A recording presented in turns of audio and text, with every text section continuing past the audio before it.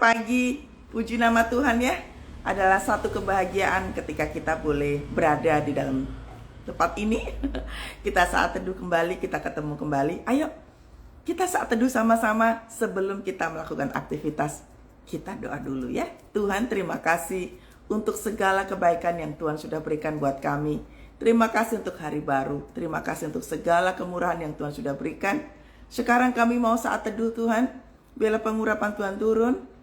Kami minta shalom Tuhan turun dalam hidup kami, rumah kami, hati kami. Kami mau tenang dalam hadirat Tuhan. Kami mau mendengarkan Tuhan.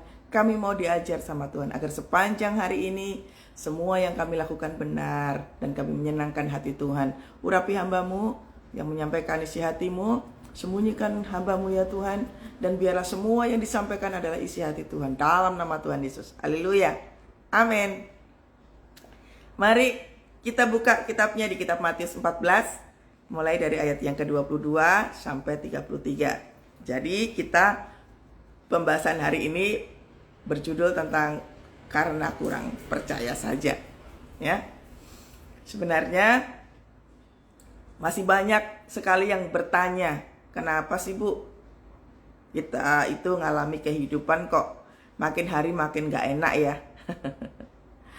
Tenang saudara ya. Biasakan kalau saat teduh itu tuh memiliki hati yang tenang. Tenang aja. Tuhan Yesus dahsyat. Ayo kita buka ya. Matius 14 ayatnya yang ke-22. Judul perikopnya adalah Yesus berjalan di atas air. Sudah siap ya? Sesudah itu Yesus segera memerintahkan murid-muridnya naik ke perahu dan mendahulunya ke seberang. Sementara itu ia menyuruh orang banyak pulang. Dan setelah orang banyak itu disuruhnya pulang, Yesus naik ke atas bukit untuk berdoa seorang diri. Ketika hari sudah malam, ia sendirian di situ. Sampai di sini dulu. Karena kurang percaya. Hati-hati, yang pertama, hati-hati dengan apa yang kita dengar, apa yang kita lihat. Seringkali kita itu kesusahan untuk mempercayai Tuhan. Makanya mata sama telinga itu tuh adalah akses yang dipakai iblis untuk mengintimidasi kita. Telinga, ya, banyak orang sakit mental. Telinga itu tuh sungguh-sungguh dipakai iblis untuk menghembuskan kata-kata bohongnya. Nanti kalau telinganya sudah dikuasai oleh iblis, iblis akan menguasai mata kita. Makanya yang nampak dalam kehidupan kita sehari-hari itu adalah apa toh? Kesusahan, kesulitan, tidak ada jalan keluar. Semuanya itu tuh serba chaos, semuanya itu serba tidak masuk akal. Nah, makanya hati-hati dengan apa yang kita dengar, dengan apa yang kita lihat. Perhatikan di ayat yang pertama. Sesudah itu Yesus segera memerintahkan murid-muridnya naik ke perahu dan mendahulinya ke seberang. Ada dua perintah Tuhan di situ, yaitu memerintahkan untuk apa? Memerintahkan untuk mendahuluinya dan menyuruh. Jadi ada dua perintah, mendahului Tuhan sama menyuruh orang itu pada pulang semuanya. Perhatikan kata memerintah untuk murid-muridnya naik ke perahu lalu mendahuluinya. Garis bawahi kata mendahuluinya. Kalau mendahului berarti Tuhan gak ada kan? Berarti Yesus gak ada di situ bukan? Artinya murid-muridnya itu suruh naik perahu dulu. Kamu duluan aja. Nah, orang-orang yang menunggu Tuhan Yesus itu disuruh pulang semuanya. Artinya kan gak ada Tuhan Yesus di situ. Nah, seringkali kita itu melihatnya begitu bukan? Mata kita itu melihat bahwa tidak ada Tuhan Yesus di situ. Memang betul. Di ayat ini dikatakan Tuhan minta, Yesus minta supaya murid-murid itu mendahuluinya. Jadi nggak ada Tuhan Yesus di situ. Perhatikan. Seringkali kita itu melihat bahwa kok rasa-rasanya Tuhan nggak mendengar ya doaku. Kok rasa-rasanya capek banget, doa itu capek banget. Gak ada, kayaknya Tuhan tuh dengar gak sih? Nah, ini seperti ini. Sewaktu murid Tuhan Yesus disuruh duluan, orang-orang yang menanti-nantikan Tuhan itu disuruh pulang. Gak ada Tuhan Yesus di situ. Sudah mulai apa? Sudah mulai goyah. Ya makanya muncul toh yang namanya rasa-rasanya doaku gak dijawab. Rasa-rasanya Tuhan gak mendengarkan aku. Mulai menggunakan apa? Perasaan. Makanya saya bilang iblis itu adalah bapa segala dusta. Semua yang dipertontonkan, semua yang kita dengar, itu semu semua. Anda harus belajar di fase ini ya. Kita harus belajar bahwa setiap tipuan iblis itu berupa seperti itu. Kita dipertontonkan dengan berbagai macam kesusahan. Makanya seperti di ayat yang ke-22 ini. Ketika Tuhan Yesus itu tidak bersama-sama dengan murid-muridnya. Nah, mulai deh kita berasumsi sendiri bahwa Tuhan tidak mendengarkan. Tuhan kok tega banget. Tuhan kok tidak mensupport. Karena apa toh? Matanya melihat itu. Yang perlu digarisbawahi adalah perintah.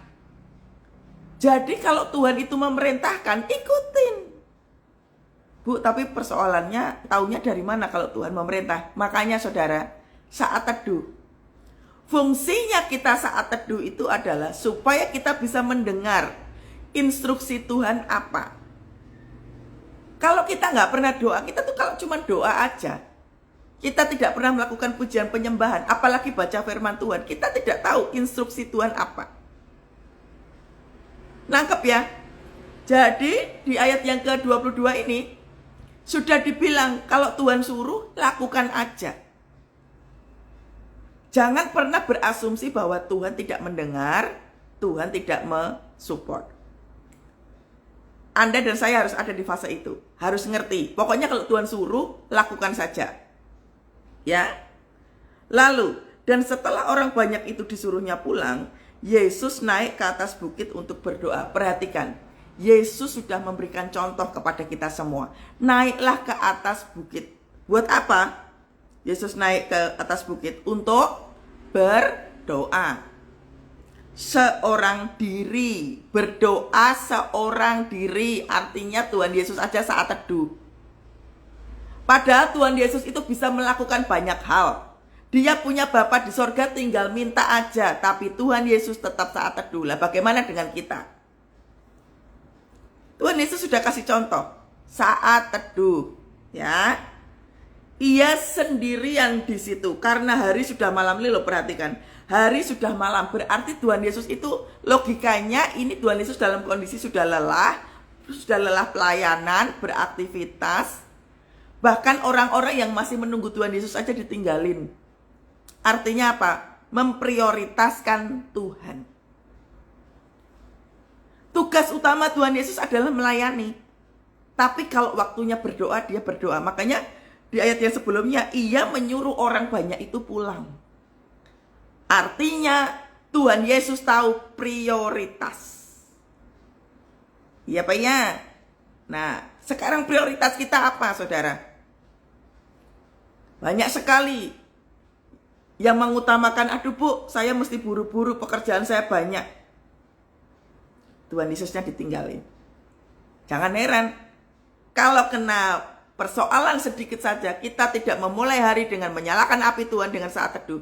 Sepanjang hari itu chaos. Jangan heran.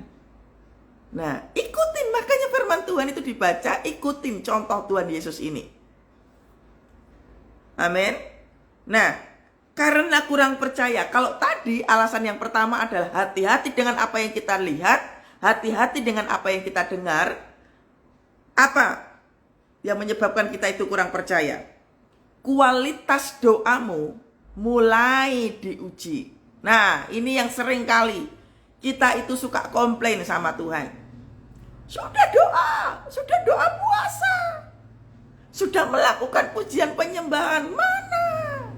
Gak ada hubungannya saudara. Antara beribadah dengan mujizat, dengan pertolongan itu gak ada hubungannya.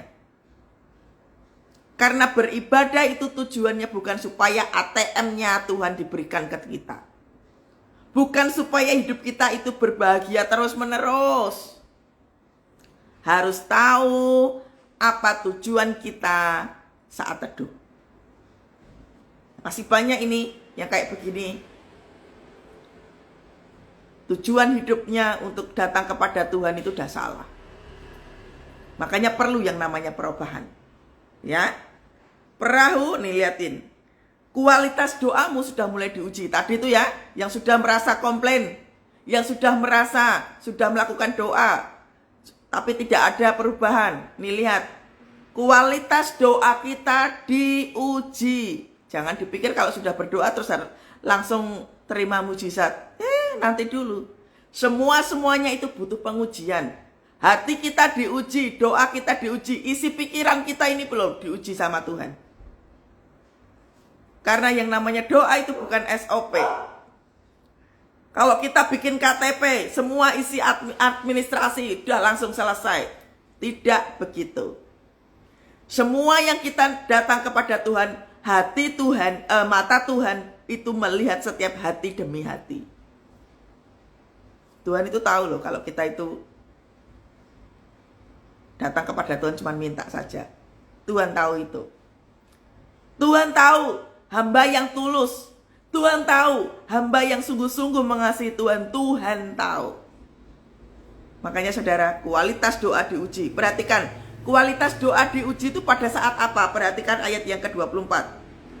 Perahu murid-muridnya sudah beberapa mil jauhnya dari pantai. Artinya udah jauh banget dari Tuhan Yesus. Karena kan ini Tuhan Yesus tidak ada di perahu ini. Perahu murid-muridnya sudah beberapa mil jauhnya dari pantai dan diombang-ambingkan gelombang karena angin sakal. Mulai. Bu, tapi ikut Tuhan Yesus kok makin-makin ya persoalannya. Loh, memangnya ikut Tuhan Yesus apa? Supaya kita nggak punya masalah gitu? Dengar baik. Kita mau ikut Tuhan Yesus atau enggak? Kita mau hidup berdosa atau kita mau hidup kudus? Persoalan tetap ada. Hanya yang membedakan adalah kualitas hidup kita itu pasti terjamin baik. Yang membedakan itu. Coba aja Anda yang misalkan nih puluhan tahun nggak pernah ibadah, bandingkan dengan yang hari ini. Coba bandingkan 5 tahun yang lalu, 10 tahun yang lalu, 3 tahun yang lalu. Bandingkan kondisi kekristenan Anda sekarang ini. Bandingkan saudara. Nah, jadi perhatikan itu. Makanya jangan pernah berasumsi Tuhan itu nggak nolong. Tuhan itu terus bekerja. Kitanya aja yang fokusnya suka salah. Ya, perahu murid-muridnya sudah beberapa mil jauhnya dari pantai. Udah jauh dari Tuhan. Berarti mata jasmaninya ngelihatnya apa? Tuhan gak ada. Udah jauh banget. Terus tiba-tiba ada angin sakal. Wih. Di situ kualitas kemuritan kita diuji sama Tuhan. Ya, diuji sama Tuhan. Makanya mengapa kita itu menjadi kurang percaya? Karena mata kita ngelihat sepertinya Yesus tidak mendengarkan doa saya.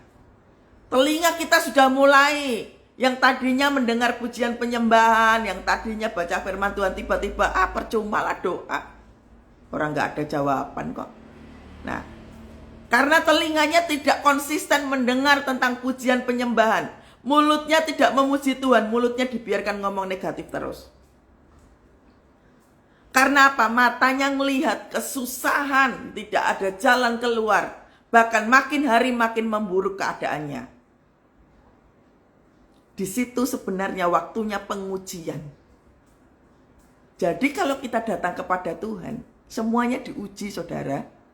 Mulai dari isi pikiran, cara kita ngomong, apa yang ada dalam hati, kualitas seluruh kehidupan kita diuji satu persatu. Makanya seringkali saya bilang kepada Anda semuanya, Tuhan tidak tertarik dengan mujizat yang kita nanti-nantikan itu. Tuhan lebih tertarik pada karakter kehidupan kita. Saya itu suka melihat kehidupan teman-teman satu pelayanan begitu saudara ya. Saya tuh kalau misalkan dalam pelayanan begitu, yang lainnya pada ribut, pada bentrok, tidak bisa menjaga hati dengan benar. Seperti itu tuh kadang saya tuh mikirnya begini, ini pelayanan kok ribut melulu gitu. Apa yang sedang dipertontonkan sebenarnya? Apakah orang kalau melayani Tuhan itu tuh merasa bahwa sudah senior gitu, merasa sudah bisa semua gitu, lalu membiarkan dirinya ribut aja? Saya tuh kadang tuh suka mikir apa sih tujuannya. Nah, sama seperti kita dalam kehidupan kesehari-hari, saudara. Kita itu membiarkan diri kita itu tuh loh, memiliki kualitas hidup yang murah gitu. Komplain, dikit-dikit marah sama Tuhan. Lalu ngambek, gak mau ke gereja. Datang ibadah telat-telat terus. Saat teduh ya ala kadarnya. Doa ya kayak doa makan. Tuhan terima kasih untuk hari ini. Tuhan terima kasih untuk sepanjang hari ini. Sekarang aku mau tidur, Tuhan berkati urapi dalam nama Yesus, amin. Itu kayak merasa sudah melakukan tugasnya. Anda harus tahu ya, harus bisa membedakan antara terima kasih sama doa, sama memuliakan Tuhan tuh harus tahu. Bisa membedakan. Bu, kalau berdoa itu sebenarnya harusnya bagaimana sih? Makanya saudara butuh yang namanya pengajaran. Roh Kudus itu tertib, saudara. Kalau kita itu sungguh-sungguh datang dengan rasa haus dan lapar, itu Roh Kudus itu akan tuntun kita. Saya itu banyak belajar itu semua dari Roh Kudus, saudara. Sewaktu saya dipulihkan dari sakit mental, semuanya itu tuntunannya Tuhan. Yang tadinya saya terikat dengan psikiater, kemana-mana minta didoakan pendeta, lalu tiba-tiba saya berhenti semuanya itu, saya ikuti tuntunan demi tuntunan. Saya sembuh dari sakit mental itu karena Tuhan Yesus. Ikutin tuntunannya. Saya bisa menjadi hamba Tuhan seperti ini, ikutin Tuhan Yesus. Saya tidak sekolah teologi ya, saudara. Saya tidak sekolah itu. Ikutin aja tuntunan Tuhan. Pengajaran demi pengajaran. Makanya pengajaran itu dari mana? Dari persoalan hidup yang sedang kita alami. Itu adalah kuliah nyata. Itu adalah benar-benar masa kita belajar. Jadi waktu Anda dan saya dalam tekanan kehidupan, itu waktunya Anda dan saya sekolah dengan benar-benar. Sertifikatnya tuh harus ada. Makanya seringkali saya bilang kekristenan itu harus menghasilkan buah.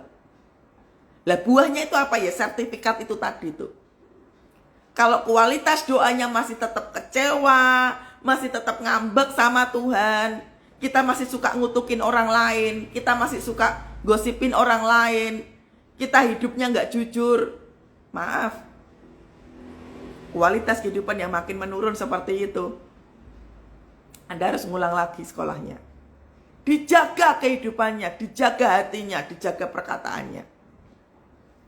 Saya ini saudara, kalau misalkan saya punya rekan kerja gitu ya, atau teman atau siapa saja, kalau sudah mulai ngomong yang menghilangkan damai sejahtera, saya biasanya nyingkir, saudara.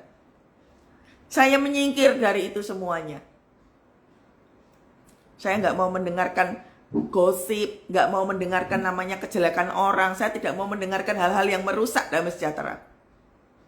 Karena kehidupan itu harus dijaga.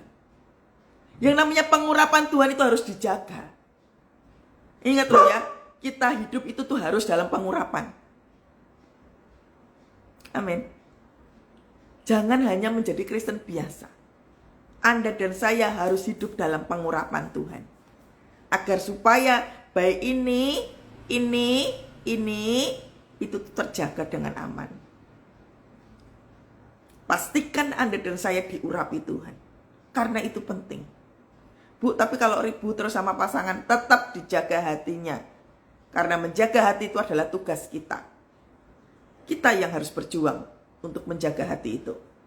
Ya, perahu mulutnya sudah mulai jauh dari Tuhan. Nah, itu waktu pengujiannya di situ. Waktu pengujian yang tadinya kita, ya Tuhan aku cinta Engkau, ya Tuhan aku sayang Engkau. Ingat loh ya, kalau kita mengasihi Tuhan, kita melakukan firman Tuhan. Saya ulang, kalau kita merasa mengasihi Tuhan, kita melakukan firman Tuhan.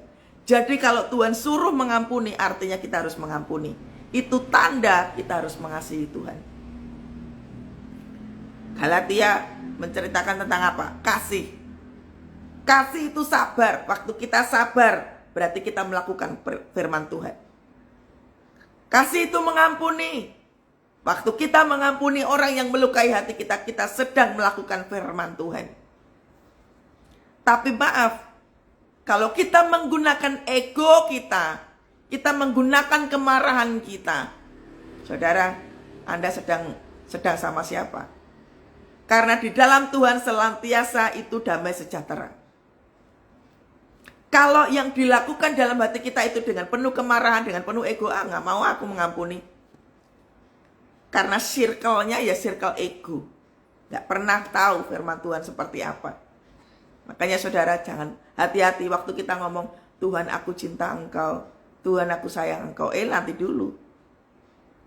Kalau engkau dengan pasangan hidupmu kok nggak mau mendoakan dengan alasan sakit hati, kecintaanmu terhadap Tuhan tidak teruji. Bu, tapi sudah nyakitin loh Bu. Ibu nggak tahu aja keadaan saya seperti apa. Kitab Galatia, kasih itu mengampuni, kasih itu sabar, memangnya ada pengecualian. Firman Tuhan itu nggak ada contoh yang pengecualian, semuanya sama. Kalau disuruh mengampuni ya berarti semua persoalan yang judulnya mengampuni ya diampuni. Kemarin ada yang tanya sama saya, Bu, kalau seandainya anaknya ibu yang dibunuh, ibu bisa nggak mengampuni? Kalau itu perintah Tuhan, harus dilakukan. Kalau itu perintah Tuhan harus dilakukan. Makanya saudara butuh yang namanya kasih Tuhan Yesus. Kita itu nggak bisa, saudara. Yang namanya kita itu lembut dengan orang, atau misalkan kita itu sabar dengan orang tanpa bantuan Roh Kudus. Makanya itulah pentingnya saat teduh tiap hari. Supaya apa toh? Supaya hidup kita itu benar. Memang prioritasnya saat teduh adalah memuliakan Tuhan. Karena kecintaan kita kepada Tuhan. Tapi ada dampaknya waktu kita itu konsisten saat teduh. Yaitu apa toh? Setidaknya kita itu tuh hidupnya tuh tertata rapi. Gak sembrono. Perkataan kita, pikiran kita hati-hati banget. Nah seperti tadi yang saya contohkan. Saya gak suka dengan bukan gak suka yang bagaimana ya. Maksudnya itu tuh sungguh-sungguh tolong ya Ibu Luciana, dengarkan kami.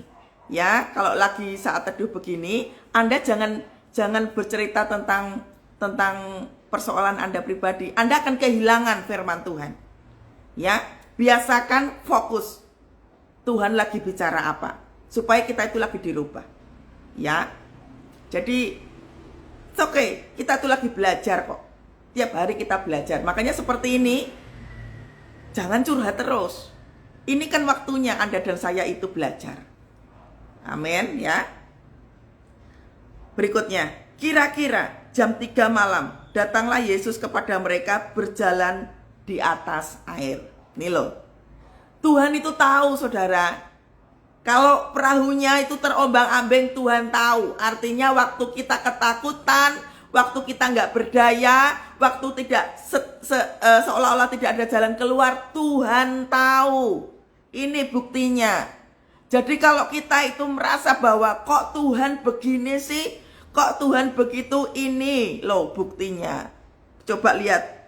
Kira-kira jam 3 malam datanglah Yesus kepada mereka. Jam 3 malam. Artinya apa saudara? Itu jam-jam orang istirahat. Makanya saudara, perhatikan ya. Tuhan datang itu jam-jam pada saat saudara apa? Pada saat jam 3 pagi, jam 4 pagi. Kalau bisa itu bangun saudara. Ini loh kata kuncinya. Kira-kira jam 3 malam datanglah Yesus kepada mereka berjalan di atas air.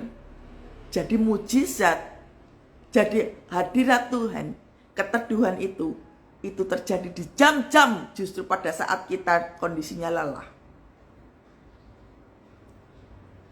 Tuhan tahu. Tuhan itu nggak sembarangan datang kepada kita tanpa tujuan. Karena Tuhan tahu, meskipun Tuhan tidak berada di dalam perahu si murid-muridnya ini, Tuhan tahu murid-muridnya lagi teriak-teriak.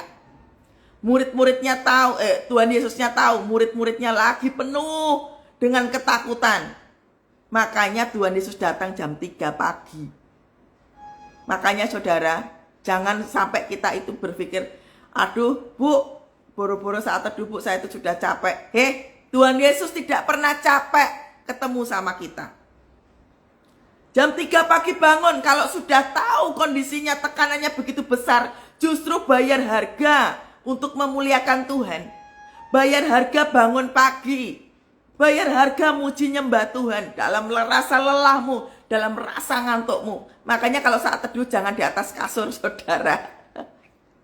Jangan di tempat tidur, nanti ngantuk lagi. Jadi kalau sudah mulai itu, ya, mau saat teduh, keluarlah dari kamar, cuci mukanya, ya, kumur-kumur, gosok gigi, lalu mulai memuji Tuhan. Ini Tuhan kasih contoh, jam 3 pagi, Tuhan Yesus datang berjalan di atas air. Artinya apa? Tuhan Yesus lagi mempertontonkan kemustahilan itu tadi itu loh. Jangan takut. Kalau Tuhan katakan jangan takut, itu ya ikutin aja. Oh, pesan Tuhan hari ini, jangan takut, ya berarti aku gak boleh takut. Langsung perintahkan kepada jiwamu, hei jiwaku, jangan takut ya. Jangan takut, Tuhan Yesus ngelihat kok. Tuhan Yesus ngelihat waktu aku takut. Tuhan Yesus ngelihat waktu aku gak berdaya. Tuhan Yesus ngelihat waktu orang memperlakukan aku tidak baik. Tuhan Yesus tahu pada waktu aku direndahkan orang.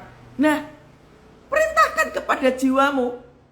Hati-hati saudara, jiwa yang terombang-ambingkan itu menyebabkan apa? Sakit mental. Orang kalau sakit mental itu tandanya apa toh? Kelemahan tubuh, overthinking, uring-uringan, sensitif, gak bisa disenggol. Nah itu, jiwanya gak dijaga. Makanya perintahkan jiwa untuk apa? Tenang. Anda harus praktek. Saya sudah praktek berkali-kali saudara. Kalau untuk urusan ketakutan, kekhawatiran, saya perintahkan jiwaku tenanglah. Jiwaku merindukanmu, ya Allah yang hidup. Jiwaku haus kepadamu, ya Allah yang hidup. Pujian ini tuh memerintahkan jiwa. Jiwaku merindukanmu, diperintahkan jiwanya. Ayo mulai memiliki rasa haus dan lapar akan Tuhan. Kalau sudah mulai overthinking, sudah mulai ngalami kelemahan tubuh, muliakan Tuhan, perintahkan jiwa. Ya, perintahkan jiwa. Kalau sudah mulai gak punya kekuatan, jalan keluar tutup semuanya, jiwanya kan mulai goncang tuh. Perintahkan kepada jiwamu, hei jiwaku tenanglah. Jiwaku merindukanmu. Waktu kita nyanyi seperti ini jam 3 pagi. Seperti ini loh.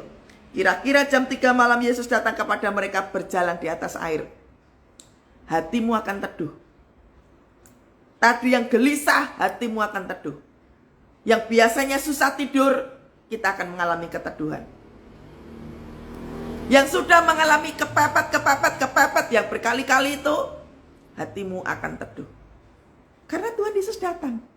Makanya dikatakan Tuhan Yesus datang di atas air. Segala hal yang mustahil-mustahil yang kita lihat, yang iblis pertontonkan kita dengan kemustahilan itu, Tuhan hadir dengan semuanya itu. Paham ya? Makanya saudara bayar harga. Kita dalam keadaan baik atau keadaan yang tidak baik, tetaplah naik ke atas bukit. Contohlah Tuhan Yesus ini. Memuji dan memuliakan Tuhan dalam tekanan kayak apapun. Amin ya. Kira-kira itu ketika murid-muridnya. Nah, perhatikan ya. Kalau tadi itu kurang percaya, alasan yang pertama adalah hati-hati dengan apa yang kita lihat, apa yang kita dengar ya. Hati-hati. Yang kedua, kualitas doa kita akan diuji oleh Tuhan. Kualitas doa, cara kita merespon, cara hati kita melihat, cara kita berbicara, semua diuji sama Tuhan. Coba perhatikan, cara merespon suatu masalah menentukan kualitas iman. Nah ini penting. Kalau kita punya masalah, tiba-tiba kita langsung marah sama Tuhan, pasti ke depannya kita akan negatif terus. Tapi kalau cara kita merespon suatu masalah, begitu tekanannya datang, iman kita sudah mulai dibangkitkan, sudah mulai dibangun.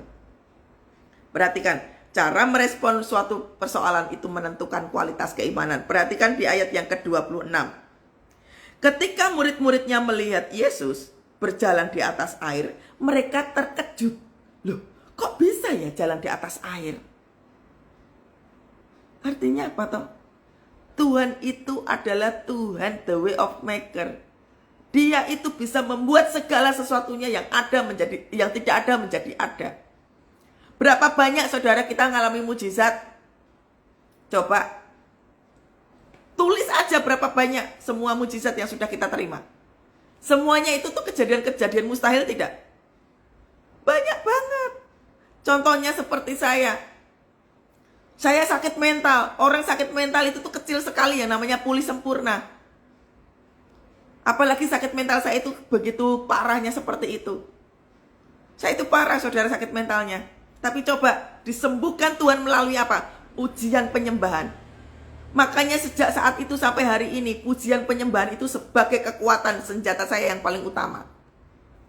Saya sedikit sekali kalau berdoa. Tapi muji nyembah Tuhan itu paling banyak. Itu senjata utama saya, pujian penyembahan. Waktu memerintahkan jiwa, saya melakukan pujian penyembahan. Nah, di sini kan Tuhan katakan begini kan. Tuhan Yesus berjalan di atas air sampai muridnya terkejut. Artinya apa? Loh, kok bisa ya Tuhan berjalan di atas air? Kalau guru kita bisa berjalan di atas air, berarti aku muridnya harusnya bisa. Kuasa Roh Kudus itu turun atas kita. Dan apabila Roh Kudus turun atas pada kita, maka kuasa daripada Roh Kudus itu diberikan kepada kita. Makanya jangan heran waktu kita berdoa, waktu kita nyembah Tuhan, tiba-tiba kok hatiku teduh ya. Kok hatiku tenang ya. Itu artinya kemustahilan sedang dipertontonkan sama Tuhan. Aku datang untuk itu. Saya sudah pernah saksikan waktu keluarga kami dihimpit oleh hutang. Kami terpaksa harus mengagunkan satu-satunya rumah yang kami punya. Kami satu keluarga doa sama-sama Tuhan, minta belas kasihan sama Tuhan. Itu rumah tinggal satu itu, kami hanya dikasih waktu kurang lebih 1 bulan. Kalau enggak tuh rumah ditarik. Sebenarnya rumah itu ditarik pada hari itu. Tapi dikasih perpanjangan. Dikasih perpanjangan itu aja buat saya udah mujizat. Sampai akhirnya belum sampai sebulan, hutangnya sudah terlunasi. Ya nggak lunas banget sih, tapi maksudnya tuh punya kemampuan untuk mengangsur. Sampai bank akhirnya mempercayai bahwa oh ini keluarga ini sudah memiliki kemampuan untuk bisa membayar. Nah seperti ini saudara. Kemustahilan itu dipertontonkan sama Tuhan. Supaya kita apa? Kita melihat Tuhan Yesus aja berjalan di atas air. Berarti yang kita lihat mustahil terjadi itu Tuhan bisa selesaikan. Makanya respon kita mesti benar. Kalau kita itu bisa bangun mesbah keluarga, unity. Minta ampun sama-sama. Minta diurapi Tuhan sama-sama. Bu, tapi saya itu pasangan hidup saya tuh gak mau doa bu. Ya sudah, kalau gak mau ya dengan anak-anak. Ya dengan seberapa aja yang ada di situ. Nyembah Tuhan sama-sama. Kita tidak bisa memaksa orang lain untuk bertobat. Kita tidak bisa memaksa orang lain untuk hidup kayak kita. Kita yang harus jadi contoh. Sewaktu pengurapan Tuhan itu turun atas kita, orang akan tunduk sama kita. Nah, contohnya itu loh, orang bank aja bisa tunduk dengan doa kita toh. Artinya apa toh saudara? Debt collector aja langsung berhenti. Gak datang lagi ke rumah. Artinya apa toh? Kuasa doa itu sedang bekerja. Makanya doa yang powerful itu penting, saudara. Kalau doa itu makanya jangan asal bunyi. Duh Tuhan, tolong Tuhan, ini utangku piye, itu bukan doa, itu artinya ngeluh, itu artinya sambat. Anda harus tahu yang namanya orang berdoa itu kayak apa. Makanya tadi saya bilang toh, lebihlah banyak memuji dan memuliakan Tuhan. Ojo sambat terus. Kalau sambat terus, itu artinya kita itu cuma ngomel-ngomel sama Tuhan, grundel di hati. Makanya kualitas doanya hanya sebatas grundel. Nah kalau grundel itu, gimana mau memerintahkan jiwa, wong mulutnya grundel terus kok. Ngomongnya negatif terus kok. Kita tidak memiliki kemampuan untuk memerintahkan jiwa. Maka jiwaku pun memujimu. Sewaktu semua pintu tertutup, nggak tahu lagi harus seperti apa. Anaknya demam tinggi, nggak punya uang untuk pergi ke dokter. Maka jiwaku pun memujimu. Nggak ada jalan keluar. Yang ada hanya memuji Tuhan. Nggak mungkin saudara, waktu kita memuliakan Tuhan nggak ada jalan keluar. Nggak mungkin. Makanya responnya mesti benar. Ya, ketika kita kurang percaya sama Tuhan, perhatikan cara kita merespon. Responnya mesti benar dulu. Jangan kita itu komplain terus. Doa kok nggak dijawab-jawab. Giliran punya masalah aja baru datang sama Tuhan. Terus kita berteriak, doa nggak dijawab-jawab. Kira-kira kayak gitu sopan tidak? Hormati Tuhan, saudara.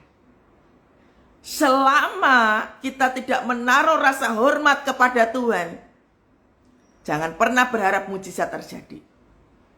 Saya ulang. Selama kita tidak menaruh rasa hormat, tidak hidup takut akan Tuhan, jangan berharap kita melihat mujizat. Yang ada kita akan negatif terus, negatif terus, negatif terus. Gak berubah-berubah. Amin ya. Responnya mesti benar. Nih loh. Perhatikan coba murid-muridnya ini responnya seperti apa. Ketika murid-muridnya melihat dia berjalan di atas air, mereka terkejut dan berseru, itu hantu. Murid-murid Tuhan Yesus yang sudah ikut Tuhan Yesus setiap hari, gak bisa bedain ini Tuhan Yesus opo hantu, gak bisa bedain. Tuhan hantu, gak bisa bedain. Seberapa sering kita tidak bisa membedakan. Bahkan kita aja gak bisa ngerasain, Bu, kemarin ada yang DM saya, Bu, ngerasain hadirat Tuhan itu seperti apa sih? Anda bisa gak ngerasain kedatangan pasanganmu, bisa tidak? Anda bisa membedakan gak derap langkah kaki anak sama anak tetangga, bisa bedain gak? Semua itu berawal dari mana? Hubungan toh. Karena tiap hari ketemu pasangan, tiap hari ketemu anak-anak, yang bisa membedakan baunya, cara ngomongnya, derap kakinya, kan bisa membedakan toh. Tentang Tuhan itu juga kayak begitu. Hubungan. Banyak pelayan-pelayan Tuhan mengaku, oh dapat suara Tuhan begini-begini, zong. Harus bisa membedakan itu suara Tuhan atau kedagingan. Banyak sekali itu. Kalau kedagingan itu biasanya apa? Menggebu-gebu. Pengennya diakui. Hati-hati itu. Jadi sampai murid-muridnya itu nggak bisa membedakan. Itu hantu. Lalu berteriak-teriak karena takut. Sudah doa masih takut. Sudah doa tapi nggak percaya Tuhan. Sudah doa tapi tetap omongannya negatif terus. Sudah doa tapi tidak bisa memuliakan Tuhan. Sudah doa musuhan terus, ribut terus. Dengan semua orang konflik. Sudah doa tapi omongannya masih negatif. Lalu hasilnya apa? Makanya tadi saya bilang, kekristenan tanpa hasil percuma. Makanya waktu kita doa ya cuma kayak gitu doang kualitasnya. Makanya perhatikan saudara. Kualitas hidup, cara merespon, kualitas doa kita itu penting. Kalau mau hidup kita itu betul-betul diatur sama Tuhan, lurus sama Tuhan, ikutin. Jangan sampai seperti murid Tuhan Yesus ini. Sampai tidak bisa merasakan hadirat Tuhan. Saya mau kasih tahu saudara. Kalau lagi mau doa itu, jangan langsung, Tuhan aku berdoa. Tuhan, aku takut banget Tuhan ditinggalkan pasangan hidupku. Tuhan, aku berdoa supaya besok waktu ketok palu Tuhan, perceraian tidak terjadi. Jangan langsung ucuk-ucuk kayak begitu. Rasakan dulu hadirat Tuhan. Tuhan ada atau tidak? Loh Bu, memangnya kalau kita doa itu belum tentu Tuhan hadir. Loh belum tentu. Makanya saya bilang toh, tarik hadirat Tuhan dengan apa? Pujian penyembahan. Muliakan Tuhan dulu. Orang terus ucuk-ucuk. Minta-minta begitu. Tuhan ada atau tidak? Jadi waktu Tuhan itu pada waktu apa toh saudara?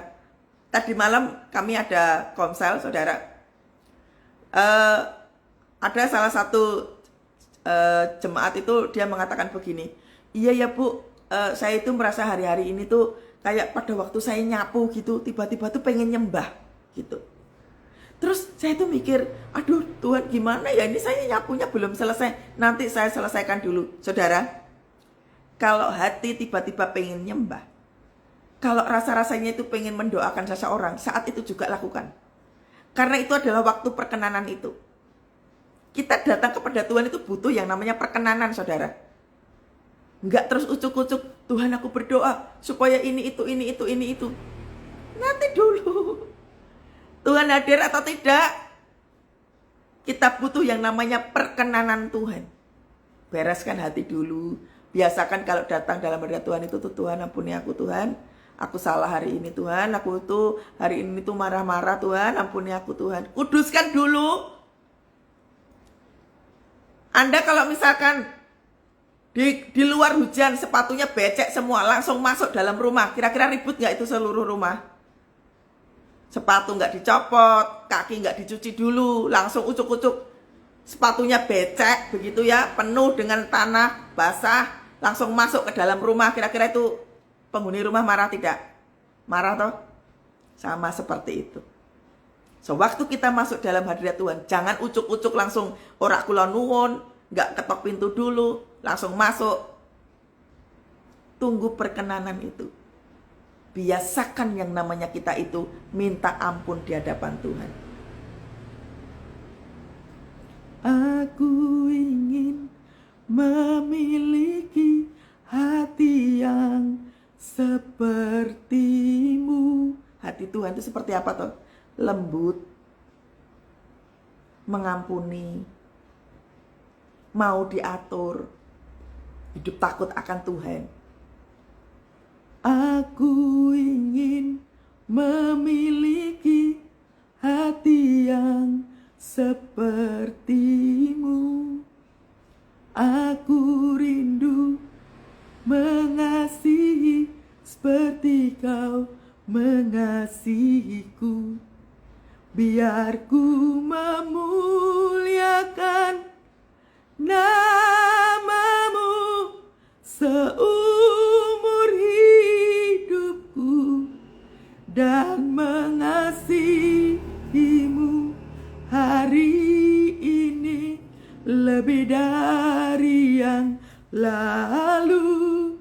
Biar ku menyenangkan hatimu sepanjang hayatku. Yesus, ku cinta selamanya. Saya nyanyi lagu ini pada waktu tekanannya besar, saudara. Waktu saya memuji ini, itu untuk menjaga hati saya. Jangan sampai saya menghujat Tuhan. Jangan sampai saya menyalahkan situasi. Jangan sampai saya mengatakan aku tidak percaya Engkau Tuhan. Aku mundur, aku gak mau doa. Hati-hati. Karena kalau seperti si murid ini gak bisa bedain antara Tuhan dan hantu. Iblis begitu membawa pasukan, mulai serang dengan pendengaran kita. Udahlah cerai aja, ngapain sih kamu diperlakukan pasangan kayak gitu? Cerai aja. Iblis mulai masuk. Iblis mempertontonkan kita dengan kesusahan. Utang banyak, gak ada jalan keluar. Pekerjaan gak ada, gak ngerti harus bayar utang seperti apa. Dipertontonkan dengan kesusahan. Makanya kalau gak nyembah Tuhan, jiwamu akan terpuruk. Orang kalau jiwanya udah mulai terpuruk, makanya toh tubuh, jiwa, dan roh itu harus sehat tiga-tiganya. Kalaupun tubuhnya sakit, yang sakit itu kan tubuh doang toh. Masih ada roh, masih ada jiwa. Pertahankan jiwa dan roh ini tetap sehat. Makanya nyembah Tuhan lebih banyak lagi. Ku mau memujimu, ku selalu pujimu. Jangan cuma hafalan doang saudara nyanyi lagu ini. Ku mau memujimu, ku mau selalu pujimu. Benar tidak? Atau jangan-jangan memuji Tuhan hanya karena butuh aja. Jangan sampai kualitas kita seperti si murid ini. Gak bisa membedakan antara Tuhan dan hantu. Sampai berteriak-teriak, itu hantu. Lalu berteriak-teriak karena takut. Orang kalau habis berdoa itu hasilnya adalah damai sejahtera. Meskipun jalan keluar belum ada, tapi ada damai sejahtera. Ada sukacita. Ya. Perhatikan, caramu merespon terhadap suatu masalah menentukan kualitas iman.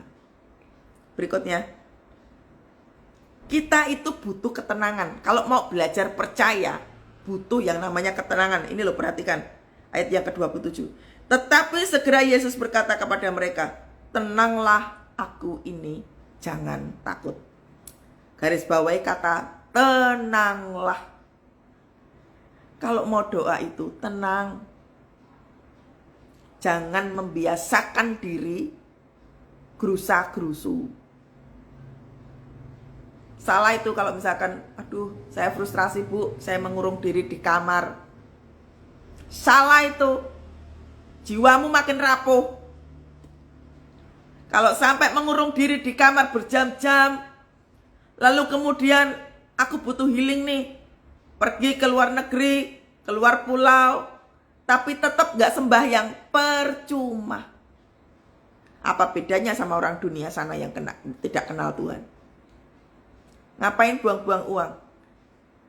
Tapi jiwanya gak tertolong. Tetap aja takut. Tetap aja membuat keputusan salah. Buat apa? Ya Pak ya. Belajar untuk tenang. Makanya orang tenang itu membuat keputusannya itu benar. Orang tenang itu sekalipun pintu semua nampaknya tertutup, dia memiliki keyakinan, aku percaya Tuhan pasti menolong aku. Aku percaya sekalipun pintu mujizat belum terbuka, aku percaya Tuhan, aku memilih percaya kepadamu. Aku punya Tuhan yang besar, yang telah berjanji dan sanggup menggenapi. Imanku bersepakat percaya kuasanya. Ku terima sekarang kemenangan darimu. Yes Tuhan, aku percaya. Sekalipun pintu mujizat belum terbuka, aku memilih untuk percaya Tuhan.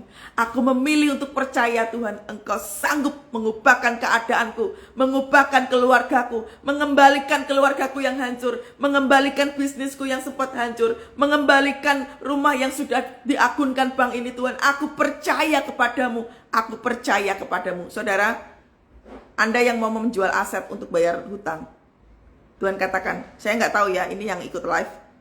Tuhan katakan begini, itu rumah tidak akan pernah laku. Tapi Tuhan mau Anda beriman sampai rumah itu nggak laku. Ya, rumah itu akan menjadi milik Anda. Berdoa, berdoa. Percayalah saudara, percayalah. Saya nggak tahu ini siapa ya, untuk siapa. Tapi percayalah itu. Asetmu tetap aman. Tapi doa, doa yang berkualitas, iman yang teruji. Doa ya, doa, doa. Tetapi segera Yesus berkata kepada mereka, tenanglah aku ini, jangan takut. Anda yang kehilangan pasangan hidup, sekalipun pasangan Anda mungkin sudah nikah, doa. Siapa bilang gak bisa kembali? Saya punya almarhum bapak saya. Bapak saya sudah melakukan perzinahan di luar. Tapi doa. Ibu saya doa. Kembali. Bapak saya kembali. Gak ada yang mustahil. Makanya kalau iblis lagi mempertontonkan kemustahilan, percayalah kepada Tuhan. Kita tuh harus hajar dengan itu semua. Ya, hajar dengan semuanya itu. dengan doa, pujian, penyembahan, doa. Jangan terus malah, udahlah biarin aja orang dia udah nikah kok, ngapain juga. No, saudara. Itu jiwa loh ya. Memenangkan jiwa itu adalah perintah Tuhan. Jadi kalau di gereja kita itu, pendeta kita atau gembala kita tuh mengatakan begini, ayo kita memenangkan jiwa. Pikirannya tuh jangan jiwa di luar sana, nggak usah jauh-jauh. Yang di rumah aja. Dimulai dari keluarga kita, menangkan itu pasangan hidup. Menangkan itu anak-anak, termasuk anak mantu. Menangkan. Ya, termasuk ibu mertua, bapak mertua. Menangkan itu jiwa, itu perintah Tuhan. Amin ya. Lalu, nah kita butuh ketenangan. Amin. Katakan kepada jiwamu. Jadi kalau nggak tenang, percuma saudara. Harus punya rasa tenang dulu. Rasa hati yang teduh. Enak saudara, kalau orang tuh kalau punya hati yang teduh. Sekalipun persoalannya besar, kalau punya rasa ketenangan itu enak. Nggak gampang diombang-ambingkan. Saya kalau lagi ada orang konflik begitu saudara, saya biasanya yang saya minta kepada Tuhan adalah, Tuhan berikan saya hati yang tenang. Orang merendahkan saya, orang ngomong ya kayak gimana. Iblis tidak berhasil mencuri sukacita saya. Karena saya sudah dari awal sudah doa, Tuhan berikan saya ketenangan, Tuhan berikan saya hati yang teduh. Itu artinya saya menutup akses buat si iblis untuk apa? Mencuri sukacita saya. Makanya saya itu nggak gampang sakit hati saudara. Saya itu nggak gampang untuk dilukai. Karena belajar saudara, belajar. Kalaupun hatinya terluka, paling cuma sebentar. Habis itu ya pulih lagi. Makanya ketenangan itu tuh penting.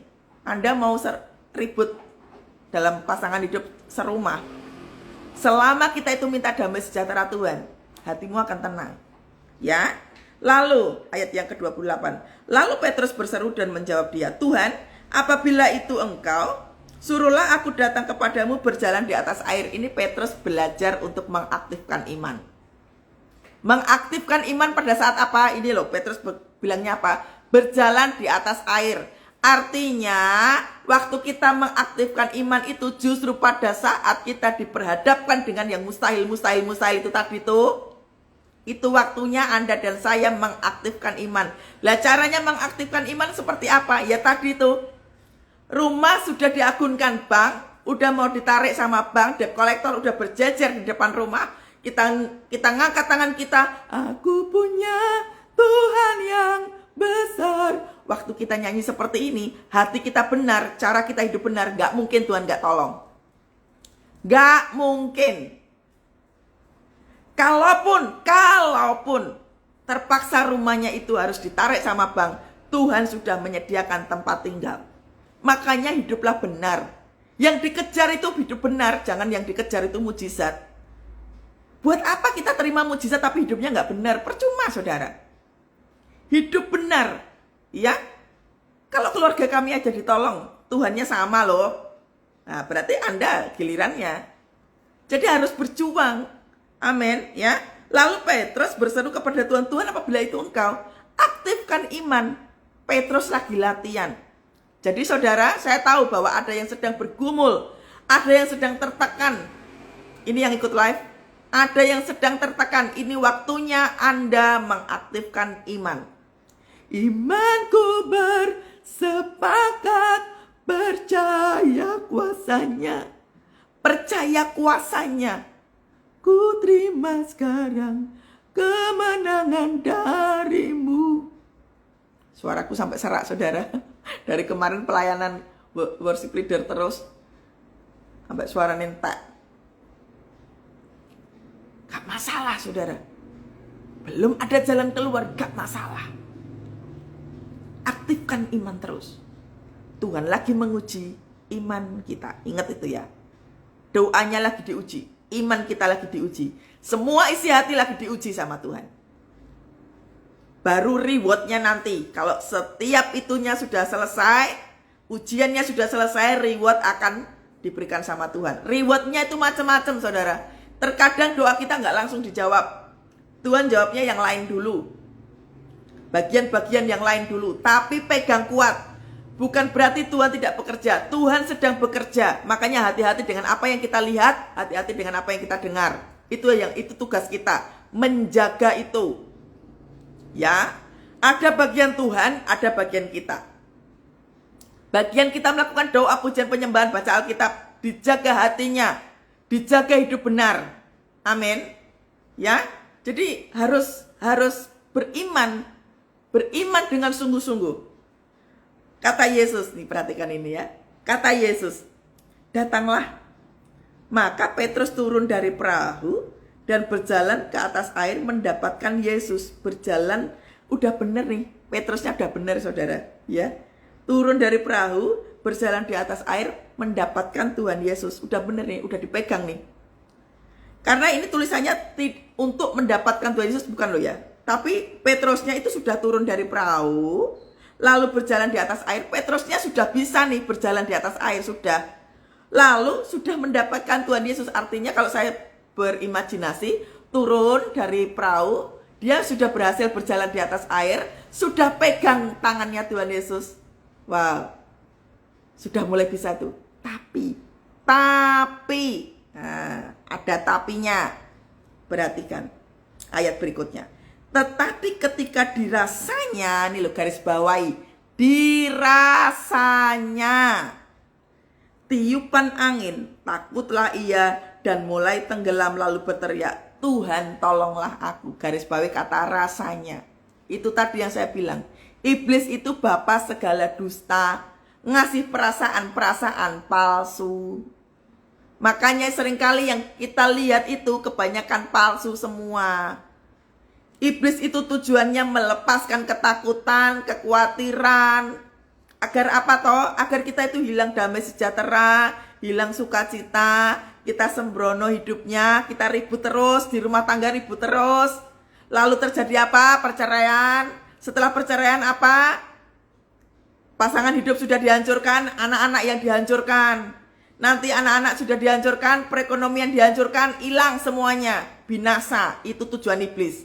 Makanya Anda dan saya harus tahu sungguh pekerjaan iblis apa. Hati-hati itu saudara. Hati-hati. Saya mau kasih contoh. Sewaktu pasangan hidup, ini saya dapatkan tadi malam dari Tuhan saudara. Kalau pasangan hidup lagi ribut, misalkan salah satu pasangan hidupnya selingkuh, iblis akan menyerang apa yang pertama saudara? Yang diserang adalah ini, jiwa kita. Itu pertama yang akan diserang sama iblis, jiwa. Agar supaya jiwa kita itu terganggu. Tapi iblis takut kalau salah satu pasangannya berdoa. Iblis paling takut karena begitu pasangannya sudah mulai berdoa, tujuan iblis tadi kan memisahkan tuh. Memisahkan, melakukan perceraian. Kalau salah satu sedang berdoa, iblis mulai ketakutan. Lalu iblis menyerang apa saudara? Diserang yang namanya perekonomian. Orang kalau melakukan perselingkuhan, perekonomiannya yang diserang. Tiba-tiba habis perlahan. Supaya apa? Goyah imannya. Begitu perekonomian diserang, anak yang diserang. Anaknya sudah mulai frustrasi, sekolahnya mulai nggak pinter, sudah mulai nakal dan lain sebagainya, mulai digoyah lagi. Karena iblis melihat Anda sedang berdoa. Makanya saudara, jangan heran kalau doamu pengen tahu kualitas doamu diuji sama Tuhan. Waktu kita lagi doa, itu tuh seperti semuanya tuh kayak berantakan. Itu pertanda iblis lagi ketakutan. Makanya dikasihlah itu penglihatan-penglihatan yang palsu-palsu itu tadi. Makanya Anda dan saya itu harus sadar itu. Saya itu tuh selalu begitu saudara. Kalau saya berdoa, terus tiba-tiba, contoh ini ya, ini contoh, ini beneran. Saya pada suatu hari, saya itu lagi tiup shofar saudara.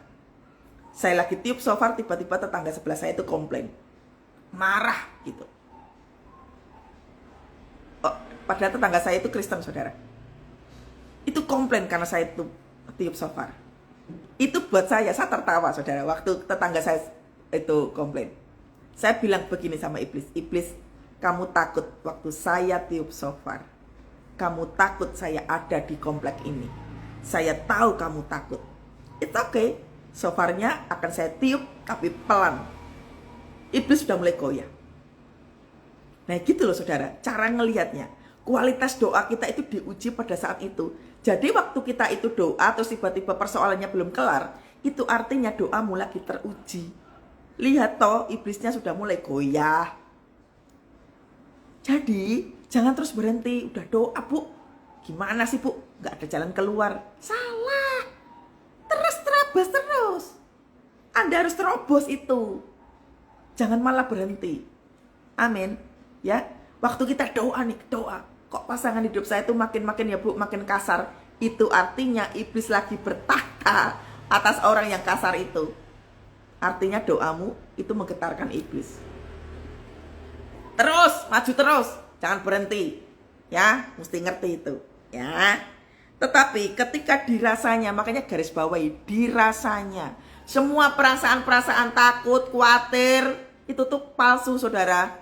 Kita yang keseringan overthinking, ngalami gangguan kecemasan, itu semuanya palsu.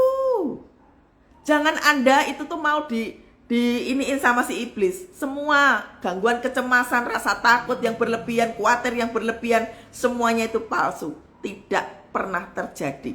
Makanya penuhi hati dengan pujian penyembahan. Ya, penuhi hati.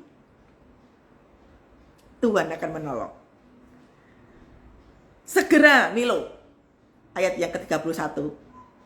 Segera Yesus mengulurkan tangannya. Makanya saudara, waktu kita belajar beriman, Tuhan itu ngeliat, oh si Kathy lagi belajar beriman.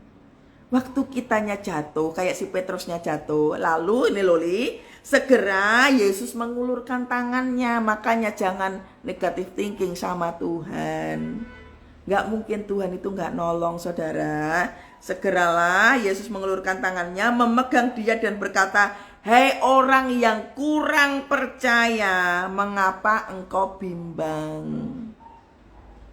Makanya orang yang gak percaya itu gampang overthinking. Orang yang gak percaya itu gampang merasakan gangguan kecemasan.